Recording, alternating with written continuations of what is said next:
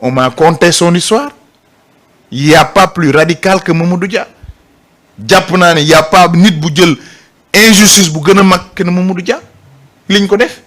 On a vu le doyen Puritain Fall. On a vu le président Abdoulaye Wade.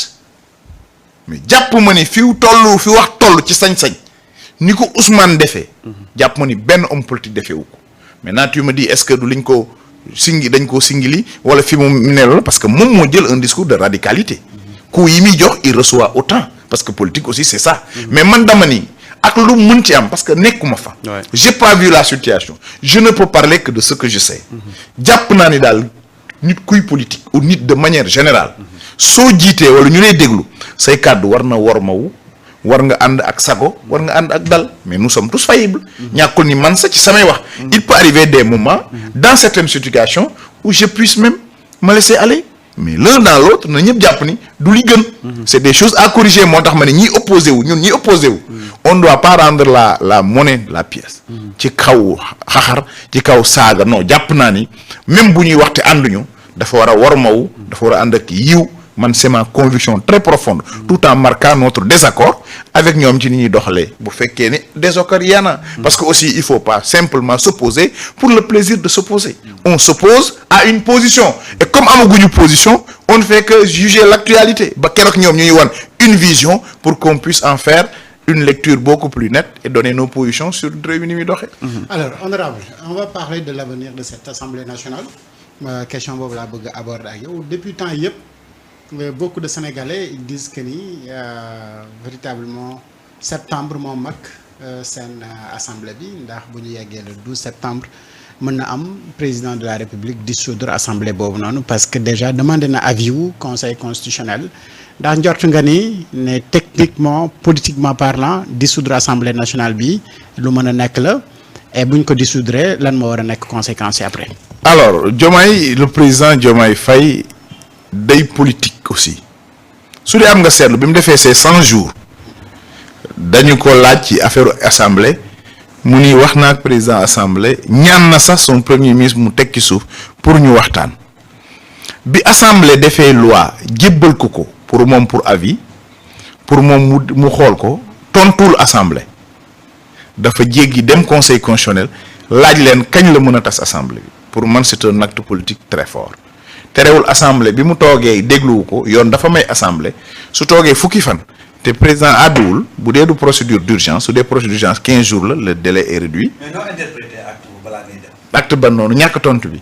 acte politique la Diomaye day politique. doo ci jàngat. li ma ci jàngat mooy nii li mu waxoon bokkul ak li mu def mais l'un dans l'autre lii dëgg tam mooy ni le président de la République après 2 ans de mandature s'il le souhaite peut légalement.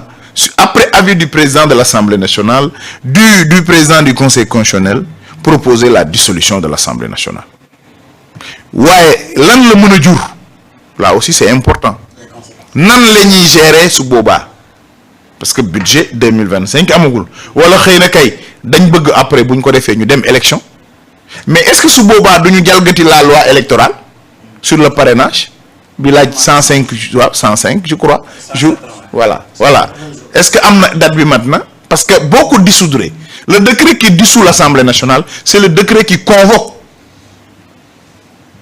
les électeurs le corps électoral pour la prochaine assemblée gën kaa néew c'est 60 jours gën kaa bëri c'est 90 jours donc tu vois que techniquement juridiquement gisaguma astuce waxuma amul de parce que looy wax Sénégal rek nay leer parce que lii xew guléet muy xew président di proposer la dissolution de l'Assemblée nationale guléet parce que su dee am nga seetlu bi président Ablaye Wade ñëwee président Moustapha Niasse nekk président Assemblée nationale def na DPG mais awuloon débat su dee suivre nga ko c'était sans débat il avait discuté avec le régime socialiste qu'il est là bañ passé phase boobu nit ñi mën a am un budget parce que là si on le dissout on risque de ne pas avoir de budget jusque là ñu ngi encaisser xaalis te xaalis boo ko encaisser balaa nga koy dugal da nga war a def une loi de finances rectificative amul man j'ai fait une question écrite sur les eurobonds pourquoi JP Morgan qui est de très mauvaise réputation et on a demandé plus qu'on devait demander munoo am boru fukki dërëm lépp ñaar fukk war ko fay fanweer pour fay fukki dërëm c'est autant de choses yoo xam ne li bu fekkoon ne am na LFR yooyu yëpp danañ permettre ñu am une lecture beaucoup plus claire. Maintenant nag juridiquement il faut accepter que le président de la République serait dans la légalité s'il arrivait après 2 ans à vouloir dissoudre l'Assemblée. Mais les conséquences mooy ni est-ce que fii ak décembre dinañ mën a def élection ba mën a am budget, sinon nan lañ mën a jurer, parce que bu doon ordonnance yi les ordonnances sont validées, avalées, la validation vient de l'autorisation de l'Assemblée nationale. S'il n'y a pas d'Assemblée nationale, comment pourrions-nous aller vers ça? Pour dire comme quoi que c'est pas sans conséquence. Et encore que xam nga ni les partenaires, les bailleurs dañuy bëgg toujours que le budget soit challengé par l'Assemblée nationale dans des questions de transparence. Nan la mën a demee après comme lu mosta xew la. En tout cas les praticiens du droit ñu ngi ciy réfléchir, gis naa même la société civile daje pour jéem a jóg dox ci pour trouver des voies et moyens pour arriver à ce que mu bañ a am incident si toutefois le président souhaiterait dissoudre l'Assemblée nationale au bout de 2 ans. Mais est-ce qu'il n'aura pas la possibilité jaar ci par voie référendaire pour modifier yenn yi nga xamante ni moom moo nekk ci parrainage yi par exemple ak yeneen pour dissoudre yenn institutions yi. kay il pourrait bien aller vers un référendum. Dama déggoon nag Ousmane nii réew mi daa ruiné su fekkee nag réunis na waaye am nañ fi xaalis bu ñu mën a defee élection législative am xaalis bu ñu mën a defee référendum, mais à leur dépens. Moi très honnêtement j'aurais été à leur place, c'est pas parce que je suis député dinaa négocier ba jàll virage u budget bi ba ñu voter budget nga am nga budget yi maintenant après tu as le temps de dissoudre et éventuellement d'organiser des élections. Est-ce que jox ngeen ko garantie boobu bu ñu gisee ne débat d'orientation budgétaire bi da ngeen ko boycotter? Mais bu fekkee ni moom nee na du ñëw assemblée te loolu aussi wax naa ci le débat d'orientation budgétaire mënoon nañ ko def, c'est ma position. mënoon nañ ko def dañ ko boycotter, c'est un coup politique que les gens ont répondu au Premier ministre qui a traité cette assemblée de noms yi nga dégg. Mais quand même bu ñu xoolee ne moom daf ko def mais pas de manière officielle. bind Guy Marius Sagna bind ko mu répondre ko y a rien d'officiel. Mais ñëwul. waaw si. non daf ko wax. xam waaw. répondre ne du ñëw mais tout ça c'est pas une voie officielle quand même mais quand même un débat d'orientation budgétaire ak ni mu amee importance ngeen sukkandiku ci lettre bu mu bindalante ak Guy Marius Sagna ba boycotté ko. Mais la voix du président fait office. Le président il a avoué que le Premier ministre ne voulait pas venir alors qu'ils ont annoncé ça en Conseil des ministres. C'est grave que le Premier ministre prépare sa DPG. Le président a confirmé le Premier ministre waxoon da koy dem def jury populaire. C'est pas bien, c'est pas élégant. Encore que moi je suis un adepte de la démocratie, de la transparence. Le DOB devait avoir lieu. Encore que même sur ça on peut encore épiloguer. Le DOB nous permet juste de nous renseigner. C'est à titre informatif. Au courant du DOB, même sous député bi waxee, le ministre n'est pas tenu d'appliquer. Foofu bëgg naa ñu dimbali ñu def réforme. Ici en Côte d'Ivoire, si après le DOB, il y a ce qu'on appelle le comité de suivi du DOB.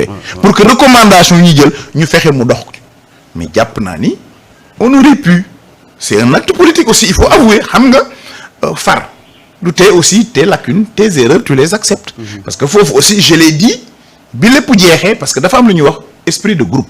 Quand un groupe décide, tu es dans le groupe. Mais en tant que président commission des lois, demain je serai jugé. Ci li may wax tey. Donc règlement intérieur du ma ko génn. On ne devrait pas, parce que le calendrier de l'Assemblée nationale, c'est pas le bureau qui le fixe, c'est la conférence des présidents. Alors que DOB bi c'est le bureau qui l'a annulé. Alors que c'est la conférence des présidents qui fixe le calendrier.